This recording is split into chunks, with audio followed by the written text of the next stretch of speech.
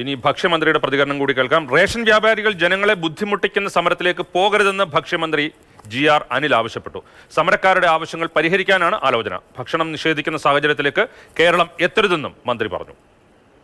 ഈ സമരത്തിന് എത്രത്തോളം ആ സമരക്കാർക്ക് പരിഹാരം കാണാൻ കഴിയുമോ അതെല്ലാം പരിഹരിക്കുക എന്നതാണ് ഗവൺമെന്റ് കാണുന്നത്. ഭക്ഷണം നിഷേധിക്കുന്ന ഒരു സാഹചര്യത്തിലേക്ക് കേരളം എത്താൻ പാടില്ല.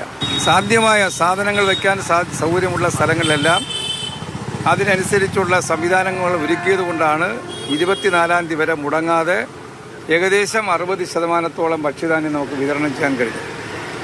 അപ്പോൾ അതുകൊണ്ട് ഈ സമരത്തിൽ ഉറച്ചു നിൽക്കുന്ന സുഹൃത്തുക്കൾ അതിൽ നിന്ന് പിന്മാറി ജനങ്ങളെ ഭക്ഷ്യധാന്യം നിഷേധിക്കുന്ന ഒരു സാഹചര്യത്തിലേക്ക് എത്താൻ പാടില്ല എന്നതാണ് ഗവൺമെൻറ് നിലപാട്. വലിയ പ്രതിസന്ധിയാണ് ഈ പൊതുവിതരണ മേഖലയിൽ ഉണ്ടായിക്കൊണ്ടിരിക്കുന്നത്. ഇങ്ങനെ നേരത്തെ സാങ്കേതികമായ പല തടസ്സങ്ങൾ കാരണം റേഷൻ വിതരണം മുടങ്ങുന്നു. ഇപ്പോൾ സമരത്തിലേക്ക് പോകുന്നു.